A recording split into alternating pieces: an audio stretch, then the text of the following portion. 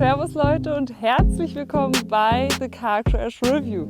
Ich bin die Jessie und wir machen heute einen kalten Wintertest gemeinsam und zwar mit dem Peugeot E208 und ich stehe ja total auf Kleinwegen und vor allem auf kleine Elektroautos und deswegen freue ich mich heute sehr, euch den vorstellen zu dürfen. Falls ihr heute alles zu dem wissen wollt, dann bleibt jetzt gerne dran. Was werden wir denn besprechen? Wir werden die Optik besprechen, den Innenraum, die Motoren, die ihr beim 208 bekommt, auch die Benzin- und Dieselvarianten, den Innenraum und wir werden ihn gemeinsam fahren und vor allem Reichweite und Verbrauch besprechen. Bleibt jetzt gerne dran und abonniert doch unseren Kanal The Car Crash Review. Hier gibt es jeden Tag ein Video von Jan oder auch von mir und hier seid ihr bestens informiert und dann gehen wir erstmal los und schauen uns etwas genauer an. Kommt mit!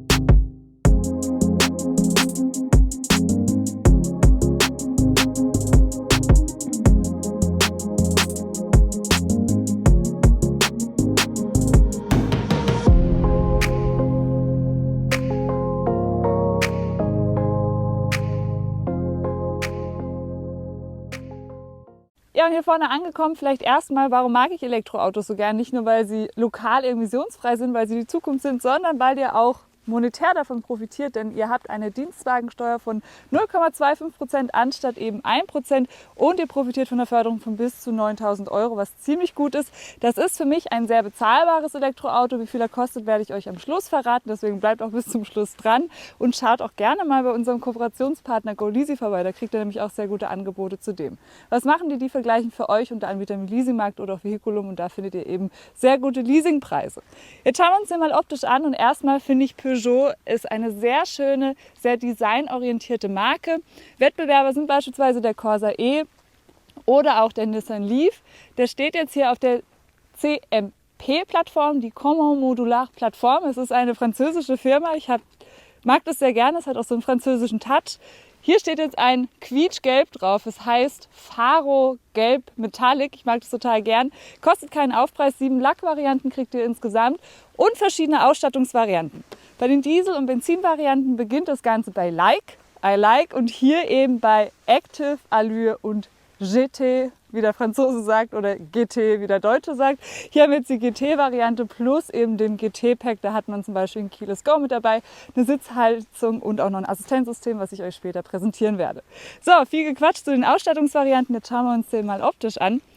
Besonders fällt auf, sehr interessante Leuchten, die aussehen wie so ein Löwenkratzer, der nach unten geht. Hier auch nochmal so eine kleine Sichel bzw. so ein Fangzahn, der nach unten geht.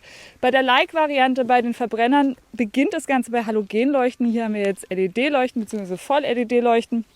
Machen gutes Licht, ist aber eben kein Matrixlicht, was wir da wählen können. Was ein bisschen schade ist, tatsächlich, ihr könntet Matrix-LED-Licht beispielsweise beim ID.3 wählen. Beim Born gibt es auch nicht, also es ist in der Klasse auch gar nicht so üblich, deswegen möchte ich da nicht meckern. 208 steht hier vorne drauf, kein E mit dabei, das sehen wir dann gleich an der Seite. Noch das alte Peugeot-Logo, ja, das neue gefällt mir ein bisschen besser, aber es kommt bestimmt dann auch hier noch drauf. Und ihr seht jetzt auch im Kühlergrill, im Unterschied zu den Verbrennern, haben wir teilweise noch Elemente in Wagenfarbe.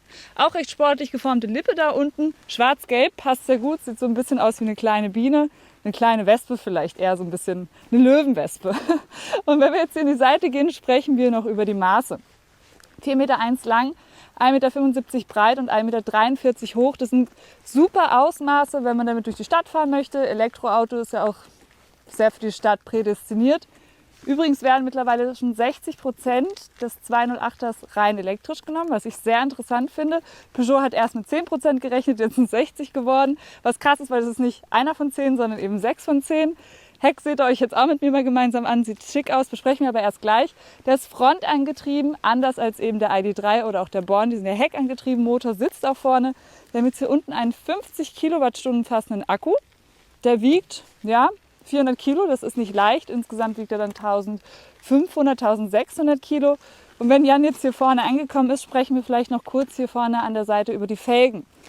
Wir haben jetzt hier nämlich einmal so eine schwarze Beplankung und 16 Zoll Felgen. Like beginnt bei 15 Zoll, Das GT hat normalerweise 17 Zoll, hier haben wir jetzt aber die 16 Zoll Felgen, weil eben wahrscheinlich Winter Reifen. Ja, es ist Winter, falls ihr es nicht gesehen habt, schaut mal meine Hände an. Es ist richtig kalt. Aber ich jammer jetzt nicht, sondern schaut mit mir mal hier die schönen schwarzen Spiegelkappen an. Die kommen auch mit dem GT. Wir haben eine schwarze Umrandung mit hier nochmal so einem glänzenden unteren Bereich bei GT. Es gibt ein Glasdach und es gibt auch ein schwarz abgesetztes Dach. Das schwarz abgesetzte Dach kostet ungefähr 300 €. Fände ich mega, sieht schön aus, schwebt dann auch nochmal so ein bisschen nach oben. Super schick. Hier ist dann nochmal das E-Zeichen und hier stehe ich auch ganz prominent vor der Ladebuchse. Und da sprechen wir jetzt mal drüber. Ich mache jetzt hier mal auf. Wir haben jetzt hier die Möglichkeit, den AC zu laden und DC zu laden. AC hier oben, DC da unten. AC lädt er bis zu 11 kW, da braucht er dann 5 Stunden, um von 0 auf 100% zu sein. DC braucht er von 0 auf 80, 45 Minuten mit 100 kW. Das ist ganz gut.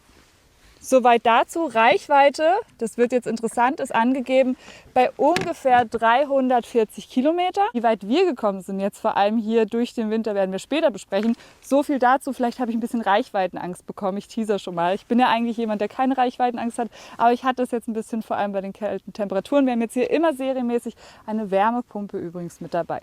Und wenn ich jetzt hier beim Laden stehe, noch ganz kurz zu unserem neuen Kooperationspartner. Und zwar ist das Next Level Energy. Was machen die? Die haben für euch alle möglichen Ladelösungen, zum Beispiel auch Wallboxen. Ihr findet da aber auch Lösungen für Energiespeicher oder auch Photovoltaik. Die haben einen eigenen Shop und zwar ist es der Nick E-Shop. Schaut da gerne mal vorbei. Mit dem Code TheCarCrash bekommt ihr ab 150 € 25 € Rabatt. Ich mache euch alles unten in die Infobox. Klickt da gerne mal auf den Link. So, und jetzt schauen wir uns das Heck an. Erstmal hier hinten wieder Löwenkralle nach unten. Peugeot steht hier im Klavierlack in der Mitte. Peugeot-Logo hier unten nochmal. GT ist dann hier zu finden. Hier unten der Diffusor ist auch sehr sportlich, also für so einen Kleinwagen. Und wir haben hier auch nochmal so einen kleinen Heckspoiler, der in einem Klavierlack nach vorne geht. Sehr, sehr schick, wie ich finde. Das Einzige, was wirklich so ein bisschen optisch sich abhebt, ist dieses blaue E auf beiden Seiten hinten. Das ist Geschmackssache tatsächlich. Wenn wir jetzt hier hinten mal aufmachen, schauen wir uns den Kofferraum an und der hat jetzt 265 bis 960 Liter. Das ist okay, das ist jetzt nicht der größte Kofferraum, aber für die Klasse wirklich ganz gut. Als erstes machen wir hier vielleicht mal die Hutablage ab, dass ihr besser reinschauen könnt. Die ist auch okay verarbeitet, ist quasi nur eine Schnur. Da kann dann aber nicht so viel kaputt gehen. Jetzt machen wir hier mal auf. So, funktioniert mit ein bisschen Gewalt und schauen jetzt mal gemeinsam da rein. Erstmal vielleicht zu den Ladekabeln. Hier ist jetzt die Kachel. Kachel bedeutet immer Haushaltssteckdose und an der Haushaltssteckdose braucht ihr übrigens 27 Stunden, bis er voll ist. Normalerweise macht man das nicht, dass man den immer nur in der Haushaltssteckdose lädt. Deswegen macht eine Wallbox durchaus Sinn, vor allem bei einem rein elektrischen Auto.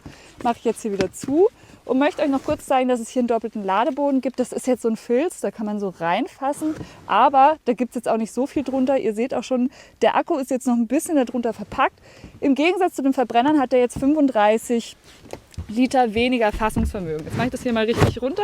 So, habe gerade Jan noch geschubst und zeige euch jetzt noch, wie die Rückbank umzuklappen ist. Da komme ich jetzt ganz einfach dran. Einmal so, einmal so.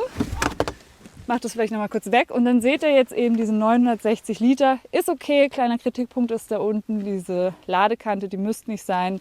Aber andererseits, wenn das weiter höher angeschlagen wäre, würden uns auch noch ein paar Liter fehlen. Jetzt machen wir das hinten wieder rein. Wieder zu. Und wir gehen jetzt gemeinsam auf die Rückbank. Ich mache euch jetzt hier die Tür an der Seite mal auf. Ich bin 1,64 Meter groß. Werde jetzt gleich da hinten reinspringen. Jan ist mit dem Kopf hinten drangekommen. Mal gucken, wie es bei mir aussieht. Kommt mal mit. Gehe jetzt hier mal rüber und zeige euch jetzt auch, wie einfach hier die Sitze wieder hochgehen. Man muss aber darauf achten, dass hier eben die Anschnaller wieder nach vorne gebracht werden. Einmal. Ich komme jetzt hier mal rein. Und zweimal, auch hier, schaut mal mit den Anschnallern, muss man gucken, ja, dass das passt. So, Tür bei mir jetzt noch zu, dann seht ihr alles besser. Wir haben ja jetzt hier GT. GT zeichnet vor allem aus, und für mich, das mag ich wirklich sehr gern, dass sie sehr besondere Sitze haben. Die haben wir euch auch schon beim 308 vorgestellt. Schaut mal, das ist eine Kombination aus einem Alcantara, aus einem gewebten Stoff und wir haben hier auch Leder, was ich sehr schön finde. Übrigens immer dieses Knallgrün. Beißt sich vielleicht ein bisschen mit dem Gelb außen, aber es ist wirklich Geschmackssache. Die Kopfstützen lassen sich hier so hochfahren. Oh, ein bisschen schwer tatsächlich, vielleicht müsste man die mal ölen. Und wenn ich jetzt hier sitze, habe ich ein Bad Hair Day und vor allem aber Platz. Jan war wirklich bis hier oben angeschlagen, ist aber eben auch 20 cm, 24 cm größer als ich. Heißt, Kinder passen hier hinten rein, Jans leider nicht. So, jetzt mache ich schnell wieder die Mütze hier oben drauf. 2 USB-Anschlüsse, keine USB-C-Anschlüsse gibt es hier vorne noch. Isofix habt ihr hier hinten übrigens auch auf der Seite. Und auf der Seite heißt, 2 Kinder kann man mitnehmen. Ich fühle mich hier sehr wohl, auch nochmal mit so kleinen Leuchten, die per Touch funktionieren. Sieht sehr modern aus. Und ein dunkler Himmel, der kommt übrigens auch mit dem GT dazu. Schauen wir uns mal noch die Tür an. Die ist auch gut verarbeitet. Bisschen Haarplastik hier unten, aber es gibt keine scharfen Kanten. Hier auch wieder ein bisschen Leder in der Armauflage, kleines Münzfach tatsächlich auch noch, Türöffner und hier noch ein bisschen Klavierlack. Ist schön, ist wirklich mit Liebe hier designt. Gefällt mir auch besser als der ID.3, ist aber auch ein bisschen kleiner. Gefällt mir auch deutlich besser als der Renault Zoe, habe ich nicht als Wettbewerber genannt. Ich finde, es sieht so ein bisschen aus wie ein Ei, ist aber ein sehr bezahlbares Auto und darum geht es als Elektroauto. Was wir jetzt machen, ist vorne noch die Motorhaube auf und dann erzähle ich euch noch was zu den Motordaten. Kennt ihr das, wenn eure Finger so kalt sind, dass man die kaum noch bewegen kann?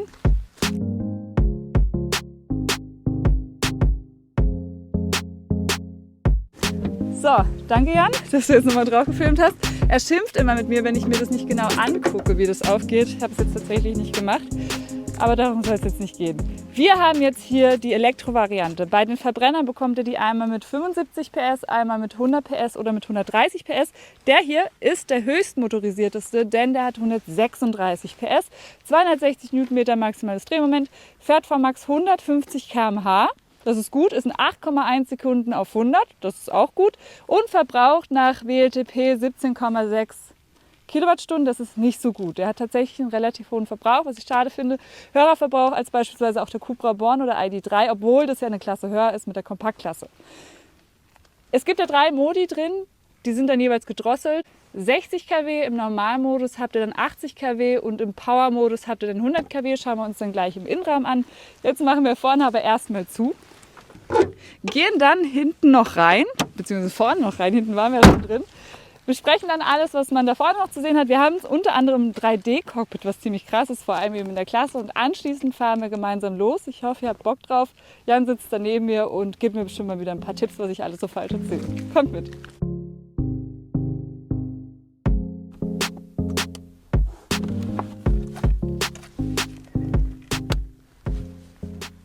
Weiter geht's jetzt mit dem Innenraum. Ich bin mega happy, weil ich darf jetzt hier drinnen sitzen. Schaut mal, meine Finger sind total rot.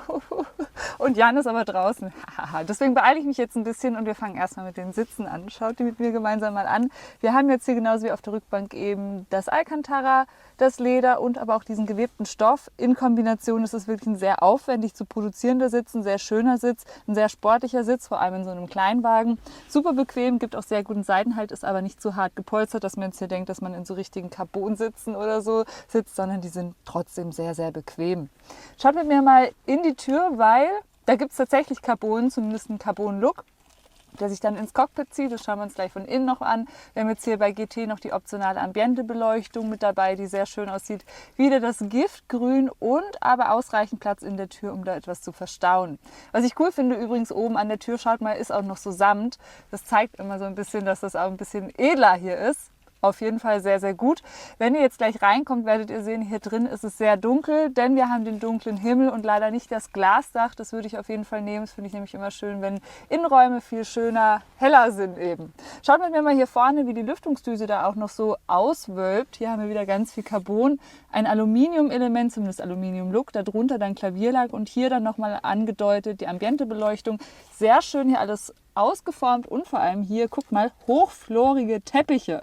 Jan wollte es nicht sagen, war ich ein bisschen enttäuscht, weil ich ihm extra gesagt habe, sagt, dass es hochflorige Teppiche sind halt sehr, sehr wertig. Jetzt würde ich sagen, kommt Jan mal rein. Viel gequatscht jetzt darüber. Nein, er will noch nicht rein. Vielleicht will er erstmal mit mir hier noch den rahmenlosen Spiegel anschauen. Können wir auch gerne machen. Hier haben wir dann auch nochmal Lampen, die per Touch funktionieren. Wie gesagt, dunkler Himmel. Schauen wir uns jetzt auch noch die Mittelkonsole an. Ist jetzt hier alles mit Klavierlack, was ich nicht so gut finde, weil A, es zerkratzt relativ schnell. B, man sieht halt jeden Flecken, jeden Fingerdoben. Hier ist der Schlüssel in den 2 Cup-Holdern drin, den zeige ich euch vielleicht auch mal schnell. So sieht er aus. Parkbremse haben wir hier, Drive Mode besprechen wir gleich bei der Fahrt. Und hier habt ihr dann auch nochmal ein bisschen Platz, plus hier nochmal so ein kleines herausnehmbares Element. Da vorne dann eine Ablagefläche, 12 Volt Steckdose und jetzt hier, schaut mal, ein verstecktes Fach für das Handy kann man jetzt hier reinlegen. Hier kann man dann auch nochmal was platzieren. 2x USB-Anschluss, normaler und USB-C-Anschluss. Hier oben findet ihr dann alle Einstellungen zur Klimaanlage und hier zum Infotainment plus Sitzheizung. Die mache ich jetzt an, 3 Stufen und jetzt kommt Jan rein. The seat is yours, bitte komm.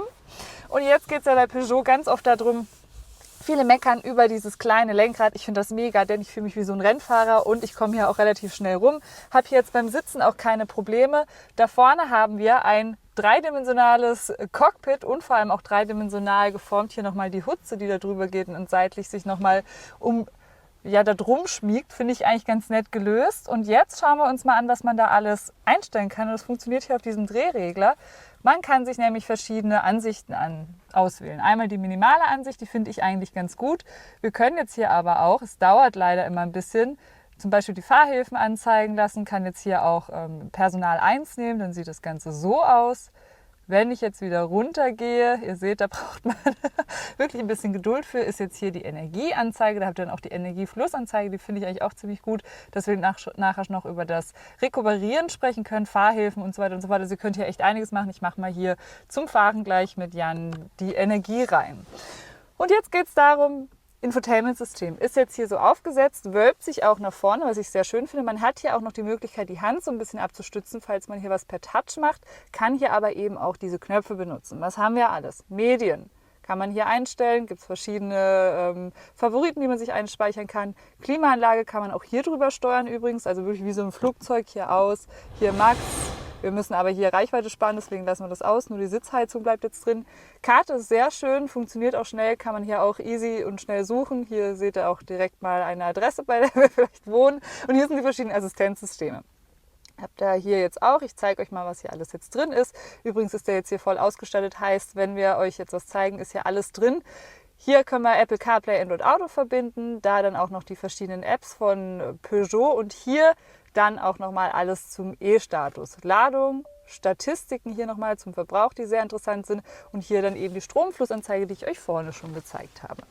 Was wir jetzt aber machen, ist da vorne die Kamera mal ein bisschen anders installieren. Und dann fahren Jan und ich gemeinsam hier durch den nebligen Winter und quatschen, wie weit wir gekommen sind, wie viel wir verbraucht haben und wie er sich so gefahren hat. Kommt mit!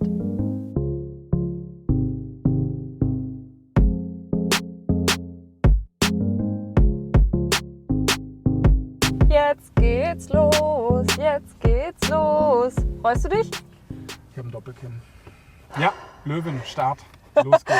Okay, let's go. Der Cobra Shifter liegt sehr gut hier in der Hand. Ich möchte euch gerne noch die Rückfahrkamera zeigen. So sieht sie aus. Die ist jetzt nicht die beste, aber immerhin haben wir eine jetzt hier in der höchsten Ausstattungsvariante. Inklusive so Hilfslinien, die dann beim Zurückfahren, schaut mal, auch helfen. Und man sieht hier auch nochmal von oben Vogelperspektive mäßig, wie wir langfahren. Alter, nur Tiere hier drin. Cobra, Löwin, Vogel. Wow. Wow. Was bist du? Ein Doppelkinn-Tier, ein Dönertier. Dönertier. Ich bin gerade in D runter. Es gibt auch noch den B-Modus, den Rekuperationsmodus, aber wir fangen jetzt mal an in D. Und in welchem Modus? Wir beginnen mal in Eco, denn es geht ja jetzt hier auch ein bisschen um Reichweitentest und ihr seht es da vorne schon, wir haben noch 32 Kilometer Reichweite. Und da kriege ich natürlich wieder meine klassische Reichweitenangst. Du hast sowas nicht, Jan, ne? Du bist ein Schaf, du bist ein Lämmchen und ich bin ein Löwe. Ja, ich bin da wirklich beim Thema Reichweite, habe ich brutal Schiss. Ich weiß auch gar nicht, warum das so ist. Aber ich bin so ein Löwe. Ich bin da vorhin durchgefahren und jetzt brennt's. Siehst du das? Ja, es liegt bestimmt an dir oder dass wir jetzt einfach Holz verbrennen. So, was ich eigentlich sagen wollte, bevor Jan hier auf sein Feuer abgelenkt hat. Wir sind jetzt hier im Eco-Modus. Aktuell haben wir noch 32 Kilometer Reichweite. Wenn ich jetzt in einen anderen Modus gehe, haben wir da vorne dann bei Normal, sollte sich das anpassen. Ja, es sind noch immer 32 Kilometer Reichweite und bei Sport jetzt aktuell auch. Jetzt sind es nur noch 30 Kilometer. Bedeutet, die Anzeige da vorne passt sich auch immer wieder dem Modus an, was natürlich gut ist, vor allem für mich als Reichweiten-Angsthase. Und wenn ich jetzt mal 26. runterbremse, ja Jan, halte ich fest, beschleunigen wir jetzt im Power mal durch und ja, vorne hört man ein bisschen, ne? Sind gleich auf 100.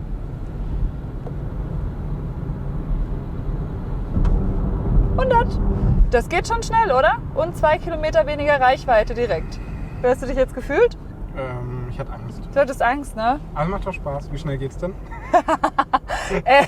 Von 0 auf 50 in 2,8 Sekunden, was halt grandios für die Stadt ist. Von 0 auf 100 in 8,1 Sekunden, was auch sehr gut ist. Aber was man sagen muss, es ist kein Autobahnauto, denn 2 Gründe. Der Verbrauch ist extrem hoch auf der Autobahn, sagen wir gleich wie hoch. Und anderer Grund, ihr könnt VMAX nur 150 fahren, das ist okay, aber ja, für eine Autobahn brauche ich schon normalerweise so 180, dass ich mich wohlfühle, oder? Bei mir ist so, ich sage immer linke Spuren Vollgas. Ballern. Alles. Ich brauche 600 PS und muss mindestens 9000 km/h fahren, damit ich mich einigermaßen happy fühle. Vielleicht noch eine Sache. Ich habe jetzt gerade wieder auf Eco geschalten, weil ich ja Reichweitenangst habe. Ich muss hier wirklich so ein bisschen sehr zu meiner Seite fassen, weil ich ja so klein bin. Das ist ein bisschen unangenehm. Also ich muss Jan hier auch so meinen Ellbogen dann in die Rippe rammen. Wir haben jetzt da vorne 26 Kilometer, haben jetzt einen Winteralltagscheck gemacht, hatten meistens zwischen -5 und +5 Grad. Und wie weit sind wir jetzt wirklich gekommen, Jan? Ich finde übrigens, du bist gar nicht so klein. Man ist immer so groß, wie man sich fühlt. Oh. Ja. Ich finde, du bist eine große Persönlichkeit. Beantwortest du jetzt meine Instagram. Frage? Achso, wie weit sind wir gekommen? Erstmal sind wir ein bisschen unsicher. Haben wir die Version mit 340 Kilometer Reichweite oder die mit 362 Kilometer Reichweite? Wenn es irgendjemand von euch weiß, der gewinnt ein Meet and Greet mit mir. Wie viele von euch haben sich eigentlich gedacht, scheiße, jetzt ist der Typ wieder im Video, ich will, dass Jessie allein ist. Jedenfalls sind wir im Winter 235 Kilometer weit gekommen. Bei 20 Grad wären wir etwa 280 Kilometer weit gekommen. Auf der Autobahn unter 200 Kilometer. In der Stadt können wir viel rekuperieren und wären über 300 Kilometer weit gekommen. Die Verbräuche schwanken zwischen 18 und 25 Kilowattstunden. Ziemlich kompliziert. Und Jessie erklärt euch jetzt Rekuperation. Ja, ich erkläre euch Rekuperation, möchte aber noch kurz was dazu sagen. Und zwar ist es wirklich ein sehr hoher Verbrauch, wenn man das jetzt zum Beispiel mit einem Born oder einem ID.3 vergleicht, weil die haben halt so 16, 17 Kilowattstunden im Sommer. Das ist dann halt schon echt deutlich weniger. Was Rekuperation bedeutet, wenn ich jetzt mal hier runterziehe, haben wir jetzt hier sogar einen Rekuperationsmodus. Der verzögert dann noch mal ein bisschen mehr und wir können den Elektromotor, oder das Auto kann den Elektromotor andersherum auch als Generator nutzen. Und dabei wird dann eben die Energie zurück in den Akku gespeist, was vor allem ja in der Stadt Sinn macht, weil wir da oft bremsen oder auch oft im Schubbetrieb sind, was super ist. Und deswegen hatten wir in der Stadt auch eine deutlich höhere Reichweite von 325, hast du gesagt, ne? Ja, sowas. Kommt ein bisschen das ist ganz Wetter gut, an, ja. Und auf die Fahrweise, aber das war schon krass. Ja, das ist echt gut. Brems mal, dann sieht man es. Ich gehe nur vom Gas und wenn ich bremse, genau, rekuperiert er sogar noch mehr. Ja. Und das ist super angenehm. Der Rekuperationsmodus jetzt hier im B, der geht jetzt nicht bis ganz 0. Der schiebt dann so langsam, kriecht dann so langsam und ihr seht jetzt, ich gehe jetzt die ganze Zeit runter vom Gas, der ist so langsam bei 5 km/h, läuft er noch so ein bisschen weiter. Geht nicht ganz auf 0, heißt auch, wir haben kein One-Pedal-Driving. Ich hätte gerne One-Pedal-Driving, mag das total gerne, wenn ich wirklich nur noch mit dem rechten Bein fahre. Das linke braucht man dann überhaupt nicht mehr. Also ich habe es ansatzweise mit einem Bein geschafft. Sag mal kurz, wie kommst du mit dem Lenkrad klar? Ich gut, ich bin ja hier relativ klein, fühle mich hier wie so ein Rennfahrer, genauso wie der i30N-Fahrer hier hinter mir. Ja, aber hol mich doch, du blöder Verbrennersau, du. Das hat sie jetzt nicht gesagt, ne? Beschleunigen mal durch, bremst mal, beschleunigen mal durch. Nochmal? Ja. Okay. In welchem Modus? Weil ich bin gerade in... Sportmodus, sonst ruft Tim von Fiat wieder an. Und So, und jetzt du nochmal? bist nicht im Sportmodus. Doch. Doch. Let's go. Jessie, Emotion. Ich habe Emotionen und auch Angst. Ja? Ja, guck mal, wie die Kilometer da. Jetzt noch 24 Kilometer. So, 100. Ja, jetzt bin ich zweites Mal beschleunigt. Wir fahren jetzt gleich zurück. Vielleicht noch ganz kurz Rundumsicht ist ganz gut. Ich sitze jetzt nicht zu tief, nicht zu hoch. Sportlich abgestimmt. Ne? Schon. Also der ist schon eher sportlich. Man sitzt hier auch so ein bisschen wie in so einem Rennwagen, in so einer Fahrerkabine. Vor allem hier jetzt eben mit dem ganzen Carbon. Es umschließt einen hier drin. Ich fühle mich schon wohl, ich finde es super. Jessie, Lenkung, Fahrwerk. Wie ist es? Wie ich gesagt habe, sportlich. Okay, Das ist alles super sportlich, ja. Okay. Ja, dann moderiere ich jetzt ab.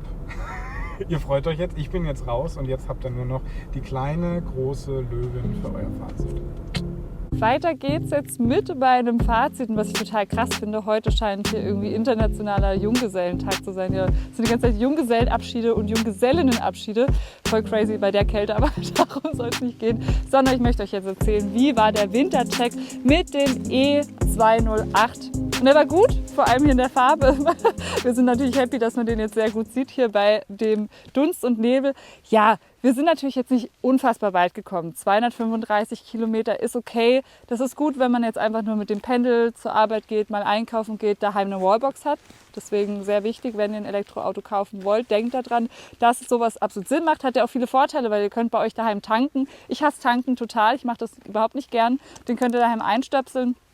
Aber eben auch beim Einkaufen oder so. Die Ladeleistungen sind echt in Ordnung. Die sind gut. 50 Kilowattstunden ist auch in Ordnung für den Akku, Reichweite ist auch in Ordnung. Natürlich ist der Verbrauch hier relativ groß und hoch, aber ich finde ihn dafür deutlich schöner als die anderen Derivate, die ich euch genannt habe. Ich stehe auf die Peugeot Optik. Ich mag das, dass es sehr sportlich designt ist und auch der Innenraum ist was ganz Besonderes, vor allem hier eben in der GT-Variante. Da fühlt man sich schon wie in so einer kleinen Pocket Rocket. Ja, wenn wir jetzt hier vorne angekommen sind, geht es natürlich auch um den Preis, weil das ist ja das Wichtige und ich habe euch ja eingangs gesagt, für mich ist es ein bezahlbares Elektroauto. Beginnen wir vielleicht mit den Verbrennern, die beginnen nämlich bei 16.000 €, was wirklich ein unschlagbarer Preis ist. Deswegen ist es auch oft ein Anfängerauto. Die Zukunft wird aber elektrisch, deswegen werde ich euch gleich diesen Preis verraten. In Active beginnt er bei 32.600 € und in GT bei 37.680 €. Und das ist wirklich sehr gut, denn ihr könnt noch eine Förderung von 9.000 € abziehen oder profitiert von der Dienstwagensteuer von 0,25%. Bedeutet, ihr bezahlt nur ein Viertel von dem, was man mit einem Verbrenner bezahlen würde. Wer das weiß, ist auf jeden Fall unser Kooperationspartner GoLeasy. Die haben den gerade auch ziemlich gut im Angebot. Schaut da gerne mal vorbei. Was machen die? Die vergleichen für euch unter Anbietern wie Leasingmarkt oder auch Vehiculum. Was wir machen, ist jeden Tag ein Autoreview für euch zaubern. Jan oder auch ich. Jeden Abend um 17 Uhr stellen wir das online, außer es gibt ein Embargo. Abonniert gerne den Kanal, würde mich tierisch freuen und lasst auch einen Daumen nach oben da, wenn euch das Video gefallen hat. Und dann würde ich sagen, sehen wir uns beim nächsten Mal wieder, Freunde. Bis dann!